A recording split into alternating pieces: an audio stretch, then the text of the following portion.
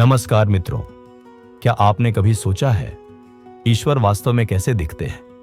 क्या हमारे सीमित नेत्र उस असीम शक्ति को देख सकते हैं? भगवद गीता का 11वां अध्याय विश्व रूप दर्शन योग हमें उस विराट रूप का दर्शन कराता है जो हमें अहंकार से मुक्त कर भक्ति के मार्ग पर ले जाता है। महाभारत के युद्ध से पहले अर्जुन द्वंद्व में था।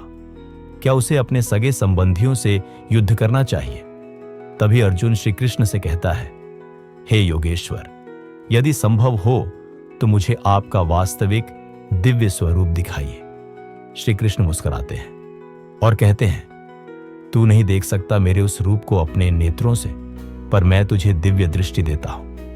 अर्जुन देखता है एक अद्भुत रूप, अनगिनत मुख, अनगिनत हाथ, हर ओर तेजस्वी प्रकाश, जैसे हजारों सूर्य एक साथ उदय हो गए हों। उस रूप में संहार भी है, सृजन भी है, देवता तक भयभीत है। समस्त योद्धा उस विराट मुख में समा रहे हैं। अर्जुन कांप उठता है, कहता है, हे प्रभु, अब मैं आपको पहचान गया हूं। आप ही ब्रह्मांड हैं, मैं आपकी इच्छा के अनुसार ही चलूंगा। अब जरा सोचिए, इस अध्याय में हमें क्या सिखाया गया है? 1. अहंकार का नाश करें। हम सोचते हैं कि हम ही सब कुछ हैं, पर जब अर्जुन ने वो रूप देखा, उसका सारा घमंड टूट गया। हम भी अगर समझें कि हम केवल एक माध्यम हैं, तो जीवन में शांति आ जाएगी। 2. ईश्वर सर्वत्र है। जब अर्जुन ने विराट रूप देखा, उसमें सब कुछ समाया था।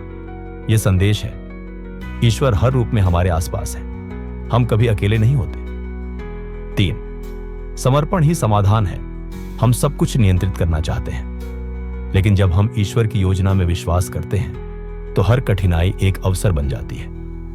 जो होगा अच्छे के लिए होगा, क्योंकि वो परम शक्ति हमारे साथ है। 4. धर्म का पालन करें। श्री कृष्ण ने अर्जुन से कहा, तू योद्धा है, तेरा धर्म है अधर्म से लड़ना, यही तेरा कर्म है। हमें भी जीवन में ईमानदारी, सेवा और अपने कर्तव्यों से पीछे नहीं हटना चाहिए, क्योंकि यही धर्म है। तो अगली बार जब आप जीवन में उलझन में हो, कुछ समझ ना आए, तो एक बार उस विराट रूप को याद करें। श्री कृष्ण ने कहा था, मैं समय हूं, संसार का संहारक, और साथ ही यह भी, जो मुझ में पूर्ण रूप से समर्पित है, उसे मैं कभी नहीं त्यागता। इसलिए निर्णय लें, लेकिन आत्मा की आवाज से। आगे बढ़ें, लेकिन अहंकार छोड़कर। और सबसे जरूरी, उस परम सत्ता में पूर्ण विश्वास रखें। जय श्री कृष्ण। अगर आपको यह कथा ज्ञानवर्धक लगी हो, तो इसे लाइक करें, शेयर करें और गीता का यह दिव्य ज्ञान औरों तक पहुंचाएं। चैनल को सब्सक्राइब करें और साथ जुड़ें इस आध्यात्मिक यात्रा में।